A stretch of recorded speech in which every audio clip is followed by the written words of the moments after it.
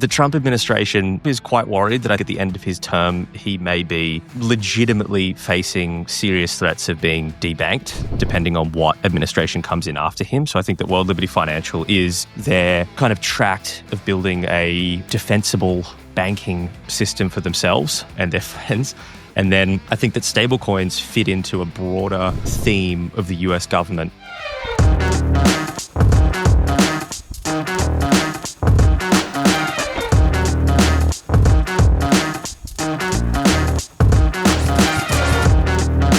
Hey guys, welcome to a bumper episode of the Tapping Into Crypto podcast. We're blessed to have with us the great Tom Mitchelhill, also known as the Crypto Journo on X. You may have seen or heard him around. He's been around for a very, very long time, sharing his thoughts previously on publications like Cointelegraph. He's gone out on his own now, starting his own podcast, NGMI, may have heard of it. Tom, welcome to the show, mate. It's the first time we've had you on, I think. Mate, Pav, thanks so much for having me on. It's really cool to be on the other side of this. Yeah, we were just saying off the camera how, you're loving just dialing in as a guest. No scrambling for notes 5 minutes beforehand. Leaving the setup to you this time. Yeah. It's great. This is so much easier. I got to do more of this. No, but did I miss anything with the intro, mate? Is there anything else you'd want the listeners to know about yourself and what you're working on right now? At the moment, I'm also working as kind of like growth lead for Flipster, which is a global exchange. So I'm helping them do just growth in general. So if anyone's interested in that, you can go check it out, flipster.io. And then, the podcast is the main other area that I'm really working on at the moment. So just really trying to provide more industry side info to listeners as well. So I'll chat with, developers of protocols that no one's heard of before. I like going to places that, the bigger streams and bigger podcasts just can't go near because it's either too small or it's too volatile or... Yep. It's the under the surface stuff. So, potentially I like to think of it as like the next 100 DEXs, but maybe we'll see. But yeah. And what Tom won't say about himself is that, if you're trying to find people on crypto Twitter that are actually, got their ear closest to the ground, Tom's probably one of the best people out there right now. So I think having you on, mate, really appreciate just any insights that you're going to bring today. And that's going to be what today's all about. So, Tom, you were at the TOKEN2049 conference, which I'll get you to explain, what's the significance of that just for our listeners as well. But I know for a fact that, everyone's out there trying to think about, what's the next trend? I think just thinking about how the market's performed most recently, everyone's just looking back at 2024 with rose-tinted glasses, like AI, memes. It kind of seems so obvious back then. But right now, if you ask the average person, I feel like in my own circles, everyone's like, God, what's next? Everyone's almost just pegging, look, Bitcoin just because it's the easy thing to think about right now. So Token, from my perspective, it's the event. It's one of the events in crypto on the calendar, if not the event. It's where everyone comes to spruik their wares, talk about new technologies, really start to, share some key thought leadership. What's your take? Would you explain it any better than that? Honestly, I think that's pretty much nail on the head. Token is one of the biggest, more industry side conferences. There's lots of builder conferences where you go and there's lots of new protocols starting up. But Token's very much the home of DEXs, exchanges, the much more flashy corporate. It's fantastic for that side of crypto.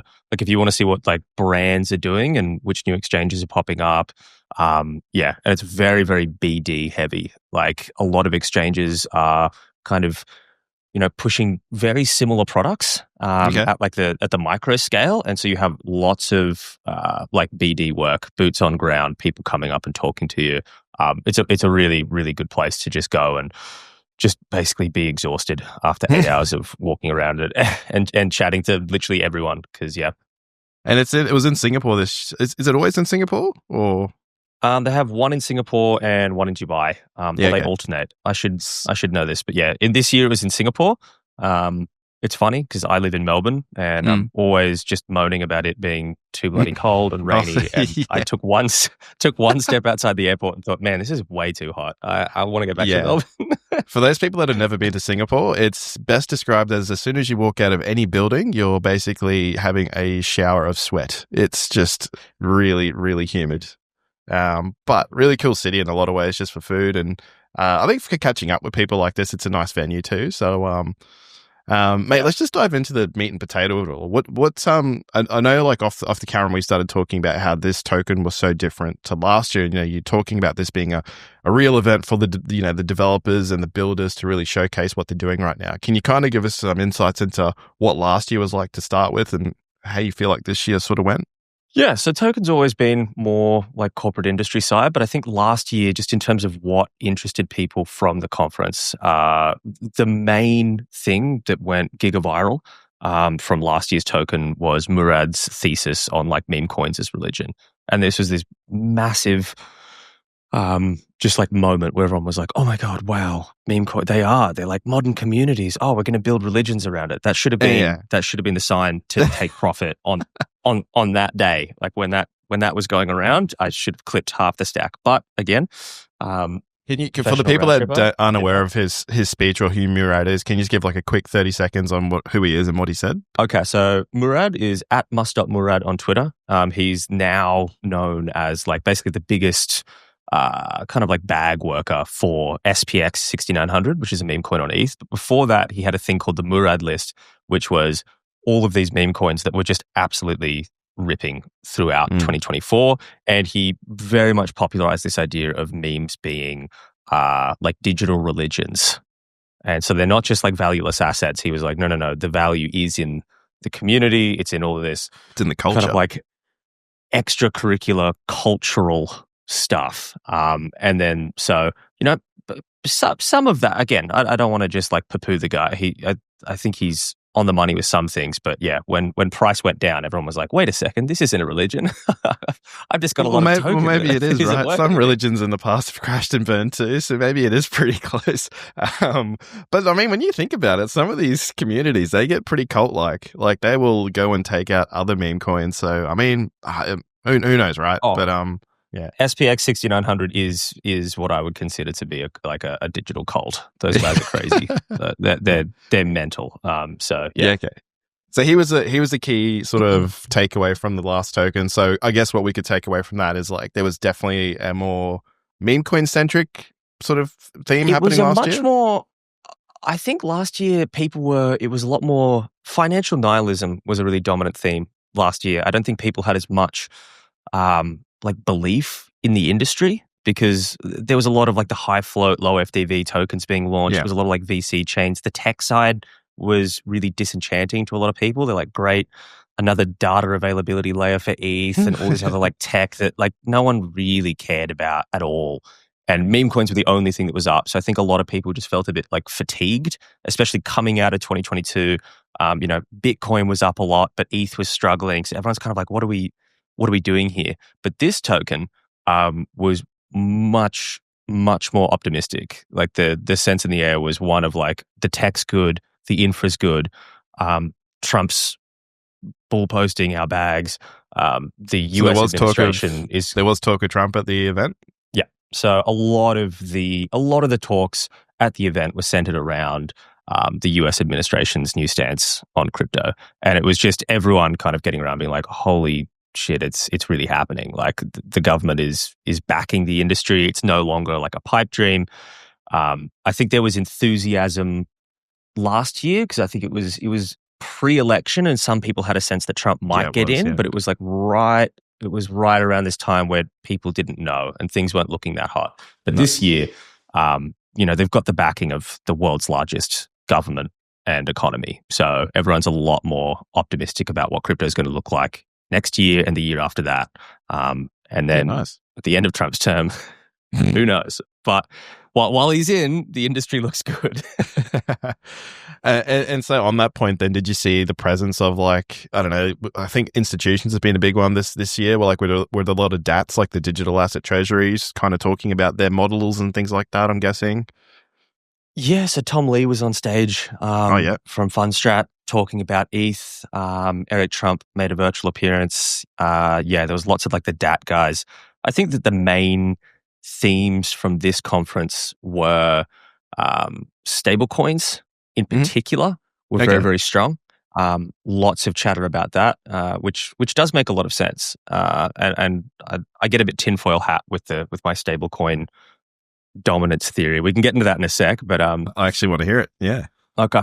And then there was Perp DEXs, and just I think exchanges are really fighting hard on all fronts because everyone's now kind of pivoted to the Perp DEX meta, and there were lots and lots of chatter about prevalence of Perp DEXs coming up in the wake of Hyperliquid.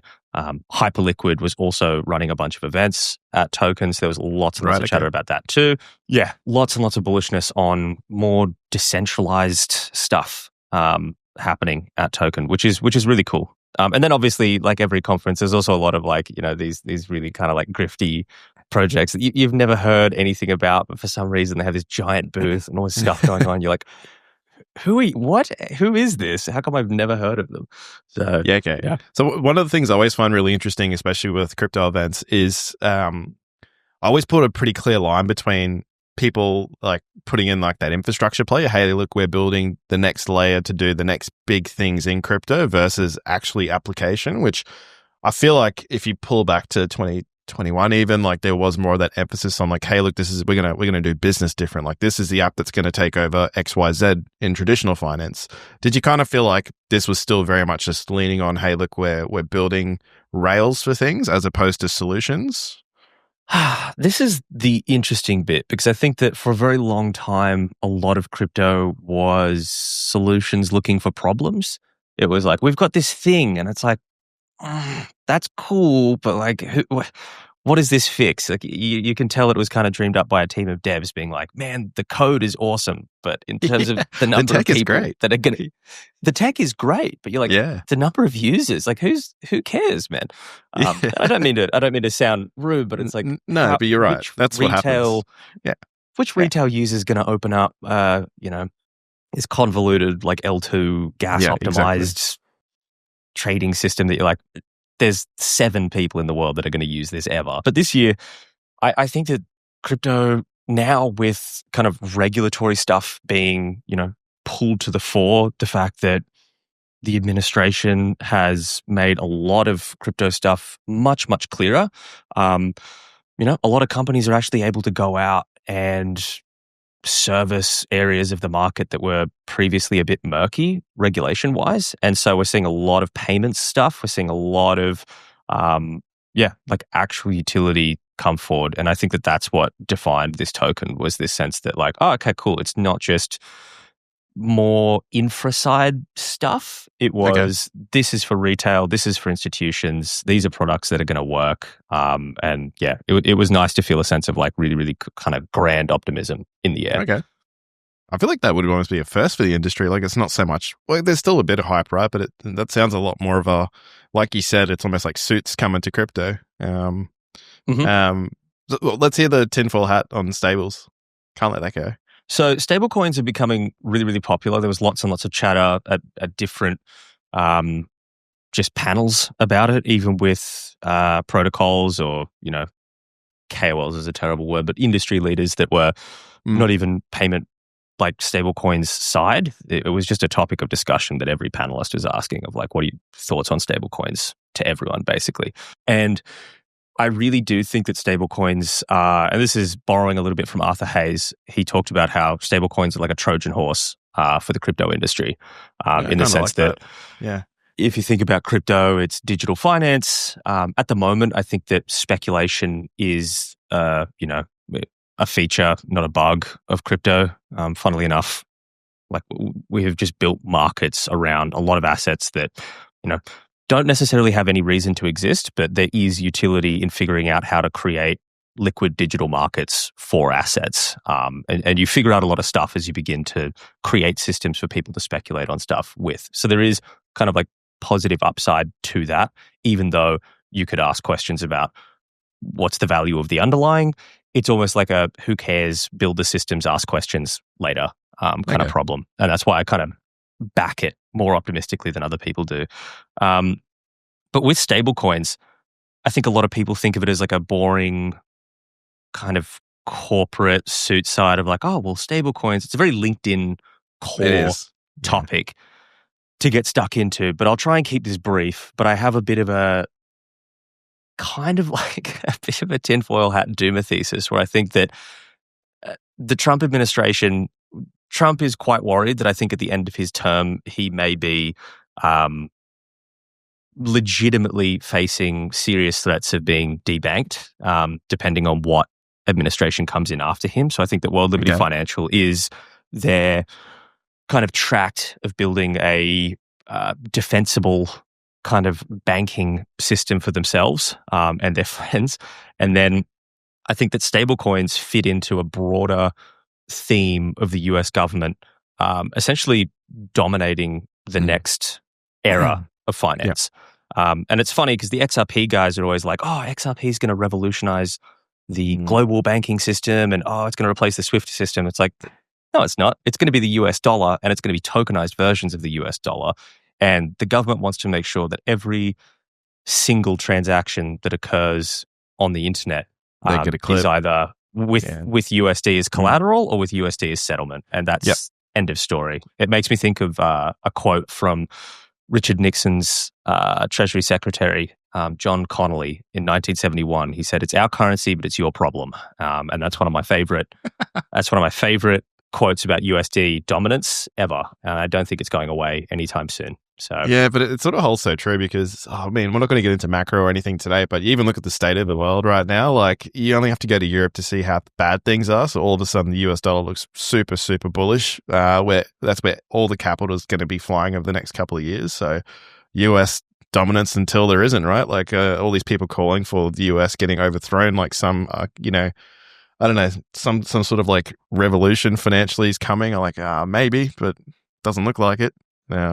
I can't really take anyone seriously who talks at the moment who talks about BRICS or any other currency taking the place of the US dollar.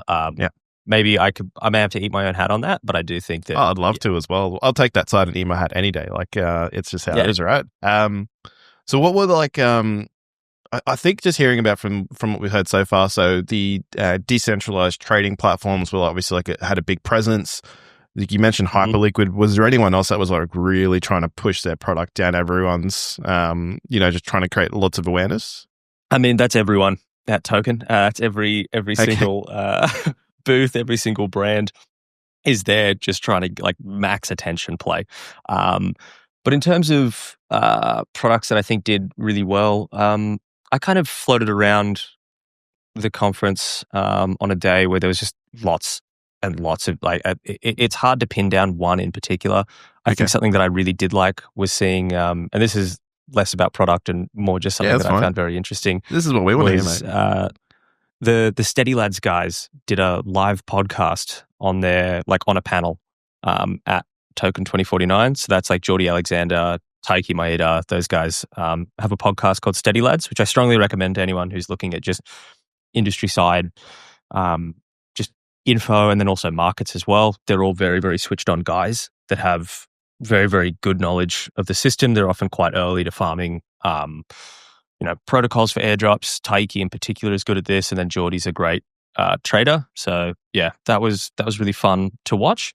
And then honestly, I think that the Hyperliquid and just DEXs building on Hyperliquid, there was a very, very strong like Hyperliquid army there at Token. And then clearly it was the BNB side as well with Binance, with Asta. So there's this big kind of like Perp DEX push there of, I think a lot of centralized exchanges are now figuring out that people want to trade on chain and that there is a huge market for on-chain trading to not have that kind of like centralized risk, and that you can get a lot more in the way of like fees and like strong user base by coming up with a product that challenges Hyperliquid, because people want to trade somewhere where they know that there's a point system and that they know that they might get a fat token airdrop at some point. So every day, like a lot of either protocols or companies are now pivoting to, oh shit, how can we service that appetite? Yeah, that's interesting. Yeah, like any other key categories that sort of stood out? Like I think you might have mentioned like RWAs, real world assets, tokenization. Yep. Yeah. RWAs. There was a lot of stuff around decentralized robotics as well. Oh, really? Which was interesting. It's the first time I'd seen this kind of stuff show up in a serious way. Again, it's still one of those early stage things that you think, I I couldn't quite wrap my head around how crypto No, fits into but robots.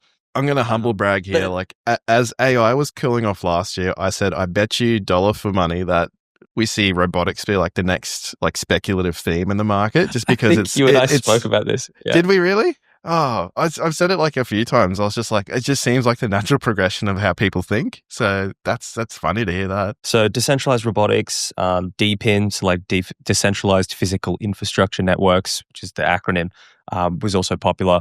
Yeah, lots of these more real world application side projects were very much pushing, and it's now something that I think again is less of a pipe dream and is more of something legitimate. Again, like all things in startup or crypto land, it's just a lot of this stuff will be novel and interesting maybe for a couple of months and it'll fade away. But just law of distribution tells us that, at least one or two of these things is probably going to make a mark.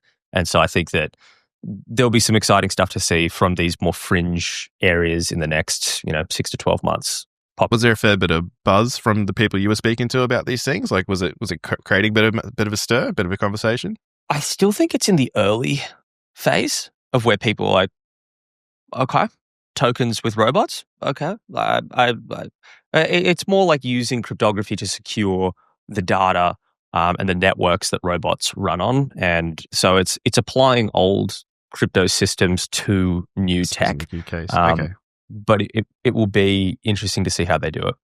Would it be hard to say like there was anything that you saw that was like almost underrated that you feel like a lot of people weren't sort of paying attention to, or do you feel like there was potentially like it was all much of a muchness? Everything got its time in the limelight at some stage. I think everything that from what I saw, nothing was super like underrepresented. Again, I only caught a small portion of the conference. It's actually crazy how big TOKEN2049 is. It's in the Marina Bay Sands Convention Center. There's 5 floors, and there's just these hallways that are like 400, 500 meters long with giant rooms off each side. And so you probably couldn't have walked into every room on the day and actually seen more than 10 minutes of anything if you wanted to hit every single kind of event. But yeah, in terms of narratives that were, I can't think of anything that was underrepresented. I think that everything that was of importance was there. Obviously, there's much more fringe stuff that's just never going to make it. But again, I don't think that falls into the underrated category necessarily. Yeah. And if we just took like throw back to a comment you said about the last convention, how meme coins were just, it seemed almost obvious now that there was a bit of a bubble brewing. Do you kind of get those vibes with anything from this cycle? Something that maybe seems like there's a bit too much hype behind? Do you think it is those perp DEXs maybe, or? Yeah, I think that Perp DEX beta is running hot. I think that the market leaders will continue to do really, really well. But I think that this time in particular, I think that it's a nice time to be involved in crypto, because I think we're now in like that like middle early stage of these new things that are cropping up. Because last time with memes, in hindsight, you look back and you're like, okay, I think everyone at the time sort of knew, like, there were multiple coins that just had no business having multi-billion-dollar market caps. That they had no business being where they were, and you were like, okay, in hindsight, that was a really obvious one. Would you argue the same about metaverse stuff a couple of years back? Like, I imagine that would have had a similar feel or smell to it. Yeah, I wasn't super involved in the market at that point in time, but I do remember, when like land on the sandbox was going for like 30 ETH a pop, and you're like, okay, guys, we might be spending too much on a game that feels like you're playing it on Windows 98, but okay. But yeah, this time around, I don't think I don't think actually anything is really too bubble-like. Nothing reeks of being hyper overvalued. I think that the actual meta itself is running a bit hot in terms of people that are joining it now, being like, check out my new Perp DEX in October 2025. You may be late if you don't have a product now. I probably wouldn't be trying to spin one up and try and challenge Hyperliquid, but I do think that Asta, Lighter, these kind of things, I think that there's a lot of positive, both narrative and value potential left in these plays for the next, indefinitely into the future. No, I like that because I think the same way, like we've seen every other cycle, there's always been a venue of some sort of utility on every chain. Like I think last cycle, I think about DeFi cycle, we saw like yield platforms. There was always a yield platform with like ETH, Sol, even AVAX, things like that. There was always like a DEX for trading. I feel like every chain will have its own perpetual market as well. So you could say Hyperliquid is on its own. Got Lighter, that's been kicking and screaming, and they've got an airdrop coming soon. I think I've heard of Bullet maybe is going to come to Solana. Bullet as well, yep. Yeah. So yeah, I like that, but I kind of agree with you. Like if it seems a bit crowded, it probably is crowded. And I don't know how much of those other fringe ones would be successful for longer. Is there anything that you think you're going to keep an eye on for the next 3 to 6 months that you might consider throwing something at if you see it perform and deliver? So I still like Perp DEX meta at this point. I really do. I think that there's a lot of catalysts coming for a lot of stuff. I think that, and again, I hate to return to it, but like, I think that Lighter is going to be a serious airdrop. It's getting to the point of being overfarmed. But me too, man. Me too. But I do think that, I was crunching some numbers on what points would be worth and all this kind of stuff. But I think you're looking at, somewhere between, around about $100 a point is not unreasonable. So I think that airdrop is actually going to be quite good. They're going to follow a similar playbook to Hyperliquid. People might argue, but it's already been done. The market knows about it. Sure, that doesn't stop things from doing really, really well. Hyperliquid exists. Sorry, Binance exists, but MEXC is still allowed to do things. So it's like this idea that there has to be some kind of one dominant thing and nothing else can come close. It's like, no, there's room for everyone. It's never been like that. Yeah. So Lighter is really good. I know that Synthetics, the old DeFi protocol, is going to be launching a Perp DEX on Ethereum mainnet. So they're running like a trading competition starting, I think it's later this month. So there's stuff happening there. I just think that, SNX might actually be something worth looking at again. That's a blast from the past. Token. A lot of people may not have heard of them, but what was it originally? Haven, I think they used to be called. Originally Haven, but they've got a trading comp. Like, I just have been like scrolling through their Twitter, and it's just like Ansem's in. They're getting Degen Spartan out of retirement to come trade. So it's going to be a pretty wild thing to see on the timeline if they pull it off. And then I think they're launching their actual Perp DEX sometime in November, and that's fully on the ETH L1. So if the ETH guys get behind that, you've got Hyperliquid on Hyperliquid, you've got Astra on Binance, and then you're going to have Synthetics on ETH. And so I just think like that makes a lot of sense. There's plenty of runway left for Perp DEXs. And then you've got Lighter, which is an L2 like ZK EVM, but this is only going to get crazier over the next, the shortest term that I would expect to see this run for is 3 months. So like Q4. And then like longest I'd expect it to see it like really go is 9 months. So somewhere around the 6 month mark is when I might start being like, okay, time to unload a little bit. There is this heavy emphasis on perpetual trading, like with the success of Hyperliquid, like Astra, all that. You compare that to something like the meme coin cycle. Like, yes, that was, you could argue, pretty predatory. A lot of people got sucked in the wrong ways, but it was actually people buying spot crypto assets. So you're actually seeing like spot price driving, like spot driven demand driving price, whereas right now it feels like everything just runs up 20% on like open interest on perp surge, and then everything just gets flushed out at the same time.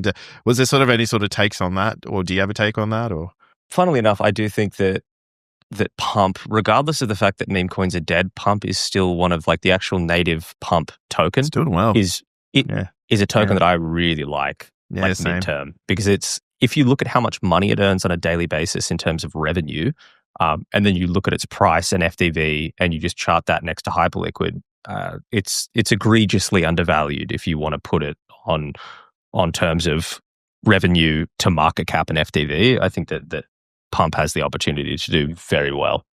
They're doing buybacks as well, similar to Hyperliquid, like they would take in their revenue to put back into their token. Yeah, that's recent, right? Correct. Yeah. So they were doing buybacks. Everyone loves buybacks. And then they were also doing something called the Glass Half Full Foundation, which was buying like popular meme coins on Pump.fun and supporting those communities. Now, a lot of that has died. I'm not going to be a net buyer of Solana memes really at this point. I'll have a cheeky gamble, but I'm going to treat it like whatever goes in. I'm not shoving chips on the table this time for Solana memes, put it that way. To answer the question a little bit more, I do think that perps, if you're going to trade perps, they're a very good way to make a lot of money and they're a very good way to lose a lot of money. And I think that anyone that trades perps indefinitely without some kind of like clear target or plan for when they take profit and kind of like putting in stop losses to defend their trades and managing their risk, very different to spot. You can and will get blown out if you do not take a lot of care with perps. So if you are going to start trading perps, again, not financial advice, but it is the kind of thing that you really, really have to think about your risk. Because it's not like spot where something can pull back 40% and then run up 100% like the next day. It's like you'll get liquidated. You're done. Your entire collateral will be gone and you will just be left looking at your terminal going, oh, how did I let this happen? Yeah. And so don't get too greedy on perps. Take your wins. It's a much more, it's a scarier game. So, and it requires a bit more thought. Kind of hoping like, the next wave we see is, while I still think like the perp thing is like an important part of like the ecosystems all flourishing, I'd still like to see a bid just in like a traditional way elsewhere somehow. Like, I mean, even just Bitcoin roaring and soaring to 150K finally, like we just saw recent all-time highs. Maybe that's just enough to even just bring the next wave of people in. And to be honest, the next wave of adoption, they're going to be spot traders. They're probably not going to be jumping on a web wallet anytime soon. Actually, that's a good question. Was there any like from this is probably my final one. Otherwise we'll keep going. But was there any sort of chatter from a builder's perspective on removing and abstracting like away that Web3 feeling from products? Like one thing that we've always touched on is like the user experience in crypto is very much for crypto natives. But, if we really want to see adoption, like, we look at, Bitcoin adoption, like a lot of it's been coming from the ETFs. Like I think in July alone, 30% of the global volumes were coming from just the US ETFs, right? Because that was much more accessible, easy to understand, none of this custody nonsense, right? Was there any sort of flavor of that going on, or was it still pretty in the weeds? I still think like that's been a really kind of like popular like topic among crypto builders for a very long time has been this idea of like, let's get rid of the idea of blockchain and just make it so that it's just about buying and selling stuff. Like you shouldn't have to know what you're doing. You should be able to open up an app and press buy and not have to, no one cares about like, oh, well, it's running on a ZK EVM and it does all, it's like, who gives a shit? Like, no one knows what security system their banks are running on, right? Like it's, exactly. Exactly. No one cares. It's like, I just want to open up Combank and be able to send money quickly. I don't have to nerd out about what the Combank app is doing in the background. Well, it actually runs on a layer 2 and it has, it's like, that. Who cares, man? But in terms of product there that I like, and again, I'm going to shill my bags a little bit here, but in terms of something that I like that is doing this, I think, better than anyone else, is Infinex out of Australia. Oh, yeah, you did talk about them. So they're actually kind of just doing self-custodial. So basically, they're trying to build a centralized exchange experience that is like a DEX in the background. So everything's self-custodial, but it has the feel of a centralized exchange. So all the UX of, what you'd get on something normal that isn't complicated and that you have to spin up your own web wallet for, you can just use it like it's a sex, which is kind of cool.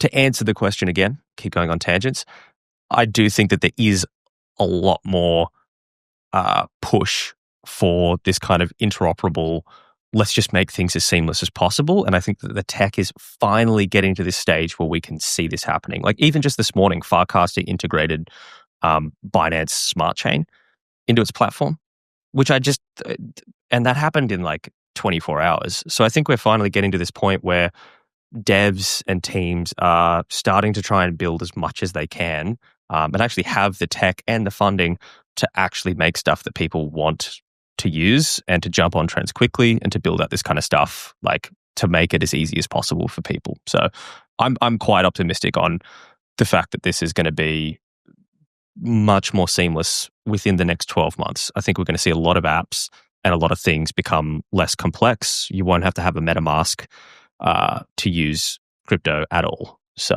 that's dream state for me. I think, like, sorry, MetaMask. Well, no, but it's a necessity, I feel. And again, like if they want adoption, like that's what it takes to get new money in the space, I feel. So that's what everyone's probably getting investment for, I'd say, if you can sort of solve that problem. But yeah, I kind of agree. I really like that way you framed it. I think that's enough. I think we better let you get back to work.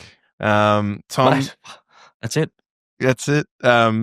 If people want to catch you, people want to follow your work, where can they find you? Where can they see you? I am on Twitter a lot, mostly shit posting. So I apologize in advance. It's good at shit posting. The crypto. Okay, thank you. It is at the crypto journo. From when I used to be a reporter, I'm just not going to change the handle. So you can find me on Twitter there, and then you can also check out NGMI under NGMI_XYZ on Twitter, and then you should just look up NGMI on YouTube and it should come up. If not, because it's still kind of small, it'll be NGMI with Tom Mitchelhill, my name, on YouTube, and you'll find it there. It's also on Spotify, Apple Podcasts. Just look for the black and white logo with NGMI in big letters. And that's it. Sweet. Mate, thanks so much for coming on and sharing what you saw on the ground in Singapore.